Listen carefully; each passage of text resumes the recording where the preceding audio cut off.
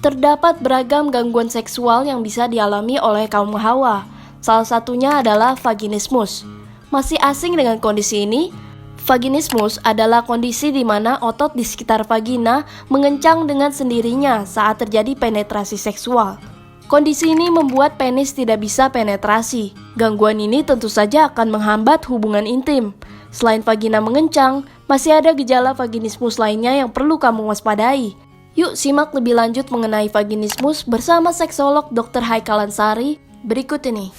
Kenapa bisa terjadi penis captivus atau yang biasa disebut dengan gancet saat berhubungan? Ya, jadi gancet atau istilah medisnya penis captivus ini bukan merupakan suatu hal yang umumnya di masyarakat disebut sebagai kutukan ya, karena melakukan hubungan seksual yang dilarang atau perselingkuhan. Nah, jadi gancet adalah kondisi ketika penis terjepit di dalam rongga vagina akibat terjadinya kontraksi yang sangat kuat dari otot dinding vagina. Nah, pada saat penis yang dalam kondisi ereksi terjepit atau terjebak di dalam rongga vagina, maka aliran darah di dalam penis juga akan ikut terjebak. Nah, hal ini akan menyebabkan ereksi penis semakin keras dan membuat penis semakin sulit untuk dikeluarkan dari rongga vagina. Apa itu vaginismus? Nah, sedangkan vaginismus adalah kekakuan otot dinding vagina yang tidak bisa dikendalikan oleh penderitanya sehingga menyebabkan terjadinya kegagalan penetrasi atau kendala penetrasi yang membuat penis sulit untuk masuk ke vagina, dan andai kata masuk ke vagina, maka hanya sebagian penis yang bisa masuk ke dalam vagina, dan itu pun membuat perempuan merasakan nyeri yang sangat hebat. Apabila terjadi penis captivus atau gancet akibat vaginismus, apa yang bisa dilakukan sebagai pertolongan pertama? Ya, jadi memang sebetulnya sampai dengan saat ini belum diketahui penyebab pasti dari gancet atau penis captivus. Memang tadi dikatakan bahwa gancet atau penis captivus terjadi ketika penis yang dalam kondisi ereksi terjebak di dalam rongga vagina, di mana otot dinding vagina berkontraksi kuat yang menyebabkan rongga vagina menyempit dan membuat penis sulit dikeluarkan dari vagina. Oleh karena itu, pada saat terjadi gancet, yang paling utama adalah jangan panik. Karena kalau panik akan membuat perempuan semakin merasakan nyeri.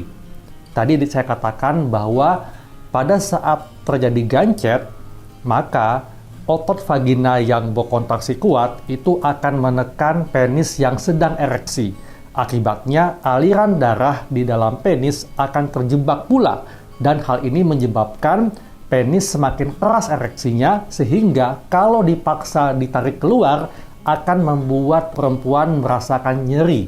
Oleh karena itu, jangan panik. Kemudian, lakukan hal atau pikirkan hal-hal lain yang bisa menurunkan gairah seksual. Nah, apabila ternyata tidak bisa dikeluarkan, maka langsung hubungi dokter atau minta pertolongan karena nanti akan diberikan bantuan berupa injeksi untuk melemaskan otot-otot yang kaku tadi. Apa penyebab dari vaginismus? Penyebab vaginismus memang sampai dengan saat ini belum dapat diketahui. Namun, berdasarkan klasifikasi WHO, vaginismus bukanlah penyakit pada pikiran. Vaginismus adalah penyakit pada organ vagina atau digolongkan sebagai genitopelvic pain penetration disorder. Nah, tadi saya katakan bahwa vaginismus ini merupakan kondisi ketika terjadi kekakuan dinding otot vagina yang tidak bisa dikendalikan oleh penderitanya sehingga menyebabkan kegagalan penetrasi penis ke vagina atau kendala penetrasi penis di dalam vagina. Kondisi vaginismus ini pada umumnya dan masih dipandang oleh masyarakat disebabkan karena perempuannya takut, kurang berminat, atau tidak berminat untuk melakukan hubungan seksual, sehingga terkesan perempuan atau penderita vaginismus tidak mau dipenetrasi. Itu salah. Ya, penderita vaginismus bukannya tidak mau dipenetrasi, tapi organ vaginanya memang tidak bisa dipenetrasi. Kalau misalnya ada perempuan yang mengalami vaginismus, sebetulnya perempuan tersebut berminat secara seksual, tidak ada kendala dengan gairah seksualnya, bahkan pada saat dirangsang secara seksual, perempuan yang menderita vaginismus, vaginanya bisa mengalami lubrikasi atau basah. Bahkan, perempuan yang menderita vaginismus bisa mencapai orgasme meskipun tidak terjadi penetrasi. Kalau Anda masih bingung, contoh sederhananya ketika perempuan dilakukan pemeriksaan dalam oleh dokter. Misalnya pada saat dilakukan pemeriksaan menggunakan jari atau alat spekulum atau USG transvaginal.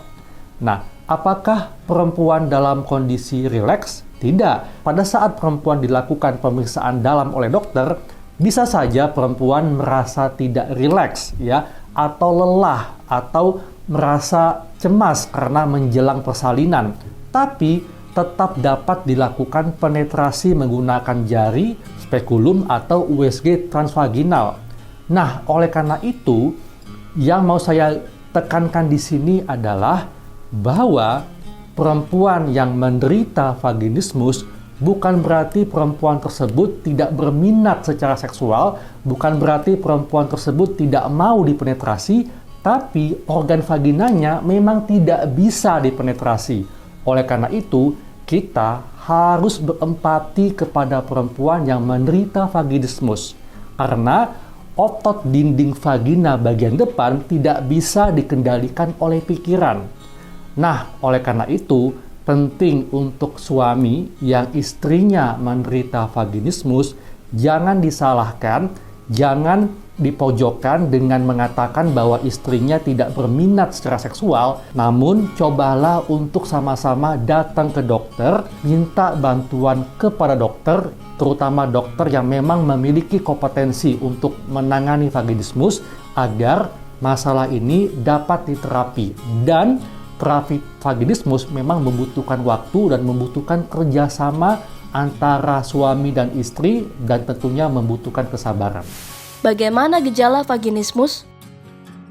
Wanita penderita vaginismus karena terjadi kekakuan pada dinding otot vagina yang tidak bisa dikendalikan oleh pikiran, maka hal ini bisa menyebabkan dua hal. Yang pertama, penis tidak bisa sama sekali penetrasi ke dalam vagina. Yang kedua, mungkin penis masih bisa penetrasi, namun hanya sebagian dari penis yang bisa masuk. Dan hal ini sudah menyebabkan nyeri yang luar biasa bagi perempuan. Jadi yang paling utama gejalanya adalah nyeri. Namun, seperti yang saya katakan tadi, perempuan yang menderita vaginismus sebetulnya memiliki gairah seksual yang normal, berminat untuk melakukan aktivitas seksual. Bahkan vaginanya bisa basah atau mengalami lubrikasi saat terangsang. Namun, penderita vaginismus tidak bisa dipenetrasi karena adanya gangguan pada organ vagina.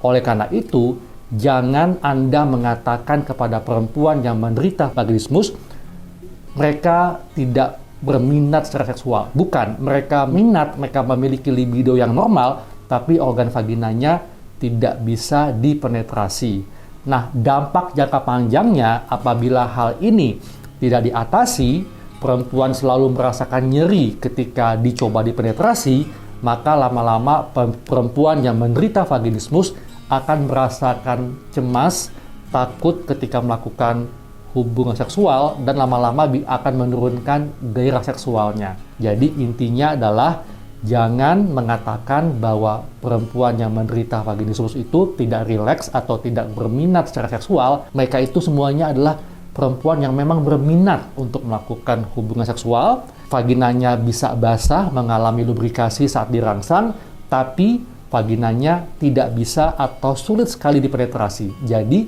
gangguannya bukan pada pikiran, tapi gangguannya pada organ vaginanya. Apa saja faktor resiko vaginismus? Ya, Karena vaginismus ini penyebabnya belum diketahui, maka faktor resikonya pun juga belum bisa diketahui. Artinya, karena penyebabnya belum bisa diketahui, maka siapapun perempuan bisa mengalami vaginismus. Bagaimana cara mengobati vaginismus? Nah, untuk mengobati vaginismus tentunya membutuhkan terapi yang komprehensif oleh dokter yang memiliki kompetensi untuk menangani vaginismus. Dan yang paling penting adalah butuh kerjasama dan dukungan dari suami. Karena pengobatan atau terapi vaginismus ini membutuhkan waktu, membutuhkan berbagai metode, dan tentunya membutuhkan kesabaran. Dan ingat, dukunglah, berempatilah kepada istri Anda yang menderita vaginismus. Adakah yang bisa dilakukan untuk mencegah vaginismus? Karena kita tidak ketahui apa penyebabnya, apa faktor resikonya, maka tidak ada cara untuk mencegah vaginismus. Nah, sekian pembahasan mengenai vaginismus. Dan ingat, siapapun Anda harus berempati kepada perempuan yang menderita vaginismus. Saya Dr. Eka Lansari dan kita akan bertemu di pembahasan berikutnya.